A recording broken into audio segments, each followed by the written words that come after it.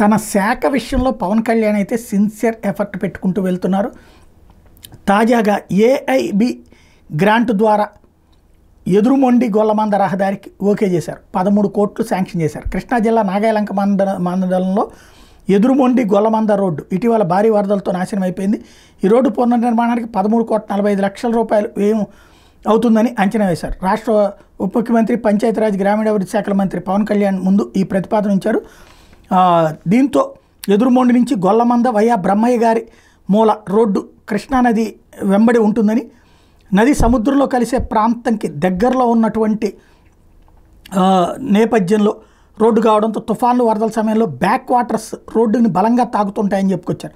ఫలితంగా రోడ్డు దెబ్బతింటోందని, ఇటీవల భారీ వరదలకు 700 మీటర్ల మేర కోతకు గురైందన్నారు.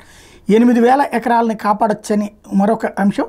ఈ రోడ్డు నిర్మాణానికి కనుక ఇప్పటికే ప్రణాళికలు చేసి 4 కోట్లతో అంచనాతో మంజూరై పనులు ప్రారంభ దశలో ఉన్నాయి. అయితే భారీ వరదల మూలంగా ధ్వంస కావడంతో రోడ్డు మొత్తం తిరిగి నిర్మించాల్సిన పరిస్థితి ఏర్పడిందని చెప్పి పవన్ కళ్యాణ్ చెప్పారు. కోతకు గురైన ప్రాంతంలో 700 మీటర్ల మేర తిరిగి ఆ పరిస్థితి రాకుండా తీరం వెంబడి ఆర్సీసీ వర్క్ ఫైన్స్ వేస్తామని, ఆ తర్వాత రోడ్డు నిర్మిస్తామని చెప్పారు. ఈ విధంగా రోడ్డు నిర్మిస్తే భవిష్యత్తులో ఆ ప్రాంతంలో కోతకు గురై గండిపడకుండా చేయొచ్చిన, తద్వారా 8,000 ఎకరాలను 12,000 జనాభాను కాపాడొచ్చని చెప్పారు. ఈ రోడ్డు పునర్నిర్మాణాన్ని ప్రాధాన్యంగా తీసుకోవాలని పవన్ కళ్యాణ్ అధికారులను ఆదేశించారు. సవరించిన అంచనాలతో కూడిన నివేదికను సత్వరం పంపించాలని, ఏఐబి గ్రాంట్ నుంచి తీసుకోవాలని ఈఎన్సీకి దిశానిర్దేశం చేశారు. పంటల పరిస్థితి మీద కూడా నివేదిక ఇవ్వమని చెప్పారు.